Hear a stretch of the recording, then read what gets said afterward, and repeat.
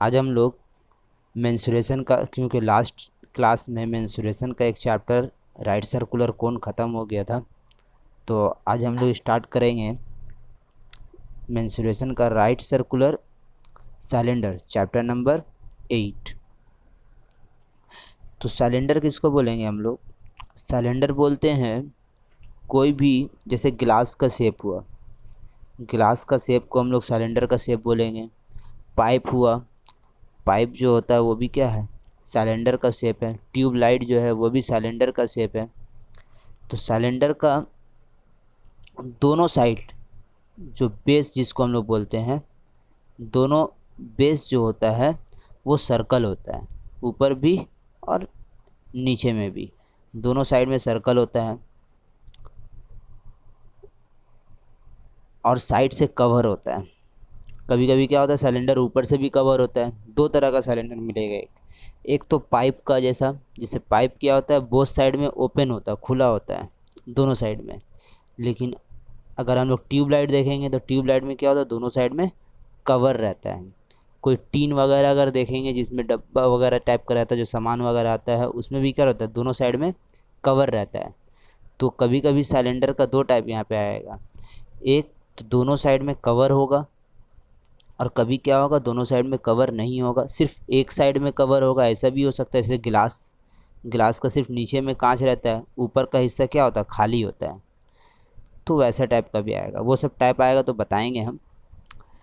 यहाँ पे सिलेंडर जो दिया हुआ है, सिलेंडर का जो हम लोग लिए एग्जांपल, दोनों बेस जो होता है सर्कल होता है। हम लोग ले रहे हैं कि दोनों साइड में कवर है, सर्कल होता है दोनों बेस, और साइड में कुछ कुछ भी पार्ट से कवर रहता है।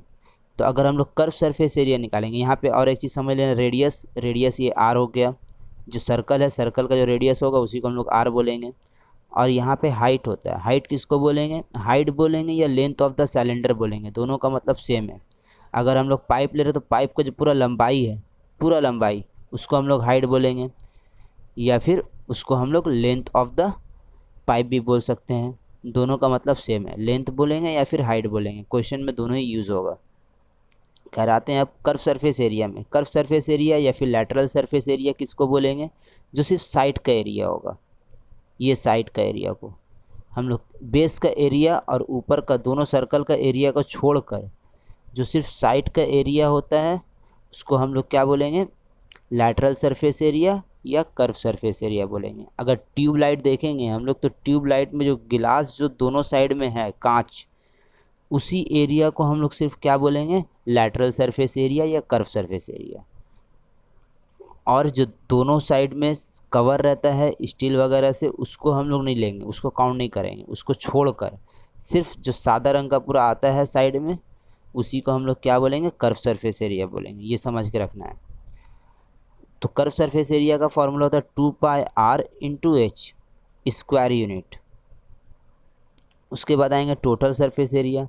टोटल सरफेस एरिया किसको बोलेंगे, साइड का एरिया, मतलब कर्व सरफेस एरिया तो लिए, उसके साथ साथ जो दोनों साइड में स्क्वायर था उसको भी ऐड कर दिए, उसका भी एरिया को ऐड कर देंगे। तो इसीलिए टोटल सरफेस एरिया का फॉर्मूला क्या होगा, 2πr/h, मतलब lateral surface area, curve surface area, plus दोनों सर्कल का एरिया। तो एक सर्कल का एरिया होता है πr², तो दोनों सर्कल का अगर लेंगे तो 2πr² हो जाएगा। इसीलिए यहाँ पे 2πr² लिए, दोनों को ऐड करेंगे तो ये हो जाएगा टोटल सरफेस एरिया। ये कैसे निकल रहा वो बताएं हम, लेकिन तुम लोगों को सिर्फ ये याद रखना, 2πr/h+r। ये भी ध्यान में रखना कि कैसे निकल रहा है, क्योंकि ये भी यूज़ हो जाता है कहीं कहीं पे, क्वेश्चन में यूज़ होता है। तो टोटल सरफेस एरिया का अगर फॉर्मूला बोलेंगे तो डायरेक्ट 2πr/h+r, और कैसे निकला वो भी समझ के रखना है।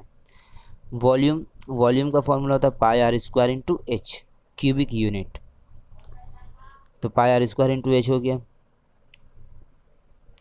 πr² यहाँ पे बेस का एरिया हुआ, एक बेस का एरिया।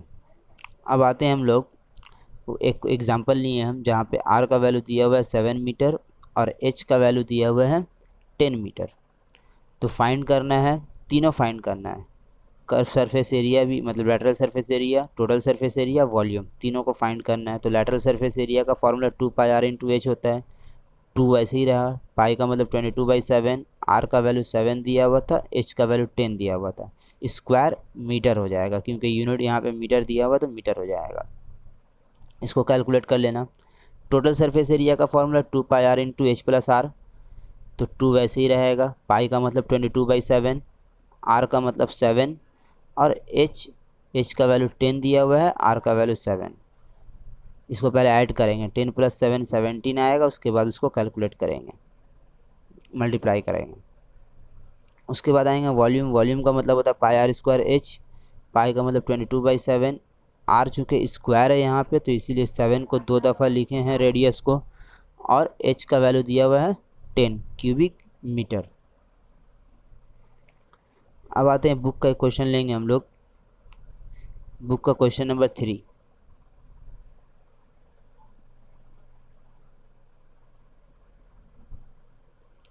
क्वेश्चन नंबर 3 में क्या बोल रहा है, क्वेश्चन नंबर 3 में बोल रहा था length of diameter of a drum made of steel covered with lead is 28 centimetre. Length of diameter of drum, एक ड्रम है स्टील का बना हुआ है वो, और उसको ऊपर से लीड से कवर किया गया है। कवर्ड विथ लीड मतलब उसका जो सर्कल का एरिया है वहाँ पे लीड लगा हुआ है, तो 28 सेंटीमीटर डायमीटर दिया हुआ है। If 2816 square centimetre steel sheet is required to make the drum, let us write by calculating the height of the drum.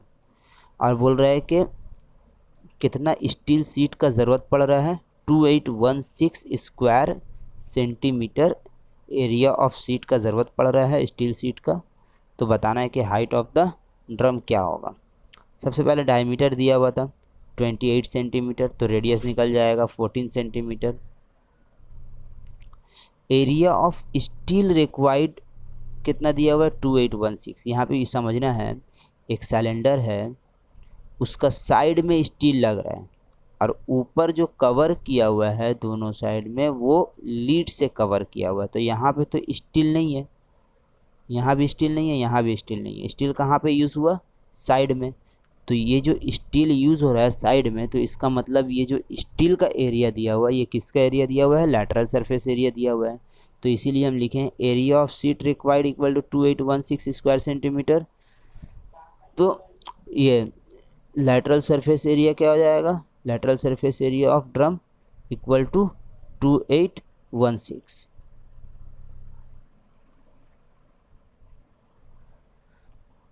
तो area of lateral surface area का फॉर्मूला वैल्यू क्या हो जाएगा 2816।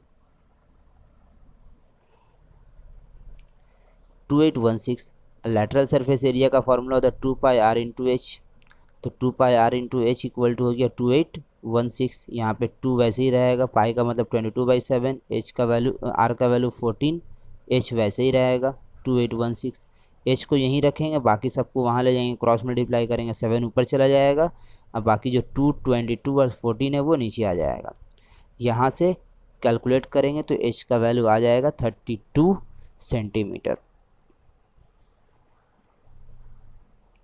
नेक्स्ट हम लोग देखेंगे क्वेश्चन नंबर 5।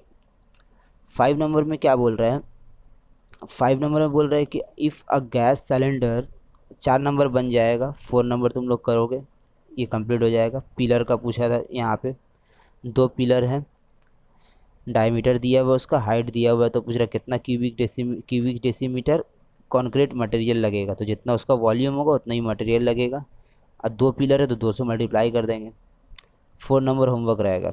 5 नंबर में, 5 number में क्या बोल रहा है कि if a gas cylinder for fuel purpose having the length of 7.5 decimetre and the length of the inner diameter of 2.8 decimeter carries 15.015 kg of gas. Let us write by calculating the weight of the gas of per cubic decimeter. यहाँ पे gas cylinder है एक, उसका length दिया हुआ है 7.5 decimetre, diameter भी दिया हुआ है 2.8 डेसीमीटर, और उसमें 15.015 kg गैस रखा जा सकता है। तो पूछ रहा है बताओ कि 1 क्यूबिक डेसीमीटर में कितना वेट आएगा गैस का। तो हाइट दिया हुआ था 7.5 डेसीमीटर, डायमीटर दिया हुआ है 2.8 डेसीमीटर, रेडियस निकल जाएगा 1.4 डेसीमीटर। अब आएंगे वॉल्यूम निकालें, क्योंकि यहाँ पे पूछ रहा है 1 क्यूबिक डेसीमीटर में कितना वेट होगा, तो 1 क्यूबिक डेसीमीटर में कितना होगा उसको निकालने के लिए पहले देखेंगे टोटल वॉल्यूम कितना है। Volume of the gas in cylinder pi r square h, ये वॉल्यूम का फॉर्मूला होता है। पाई वैसे ही रहेगा 22/7। आर का वैल्यू 1.4 था तो 1.4 को 2 दफ़ा लिखें यहाँ पे, और एच का जगह में 7.5 लिखें। तो ऊपर में सब वैसे ही रहेगा। 1.4 से पॉइंट हटाएंगे तो नीचे में एक 10 आएगा, 1.4 से 10 पॉइंट हटाएंगे तो फिर 10 आएगा, और 7.5 से पॉइंट हटाए तो नीचे में 10 आ गया। इसको अब क्या करेंगे, 22 इंटू 7 से कैंसिल कर दिए, 7 2 जब 14, तो 22 इंटू 2 इंटू 14 इंटू 75 और नीचे में 1000। इतना क्यूबिक डेसीमीटर क्या आया, वॉल्यूम आया। वॉल्यूम निकल गया।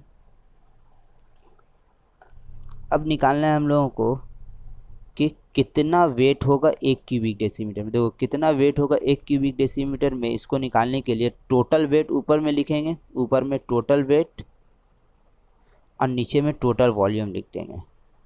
टोटल वॉल्यूम से डिवाइड कर देंगे तो पता चल जाएगा कि 1 क्यूबिक डेसीमीटर में कितना होगा। टोटल वॉल्यूम से डिवाइड करेंगे तो पता चल जाएगा। अब आते हैं यहाँ पे टोटल वेट दिया 15.015 kg, और नीचे में टोटल वॉल्यूम यही था। वॉल्यूम को कैलकुलेट किए अभी हम लोग, तो वॉल्यूम यही था। तो ये 1000 क्या होगा, ऊपर चला जाएगा, 1000 ऊपर चला जाएगा, और नीचे में बचेगा 22 इंटू 2 इंटू 14 इंटू 75। इसको कैंसिल किए हम, कैंसिल किए तो आया 13/40, इतना केजी आया। ये जो केजी आया 1 क्यूबिक डेसीमीटर में, पर क्यूबिक डेसीमीटर में इतना केजी गैस रखाएगा, लेकिन वहाँ पे आंसर में ग्राम में दिया हुआ होगा। तो इसीलिए इसको केजी और ग्राम करने के लिए 1000 से क्या किया, मल्टीप्लाई कर दिए। उसके बाद कैंसिल करेंगे, 0 0 कटा, 4 से काटेंगे तो 25 आएगा। 25 और 13 को मल्टीप्लाई करेंगे तो 325 ग्राम आंसर आएगा। 1 क्यूबिक डेसीमीटर में इतना वेट ऑफ द गैस रखाएगा, ये आंसर हो जाएगा। आज तक यहीं रहने दो, फिर नेक्स्ट क्लास में हम लोग करेंगे।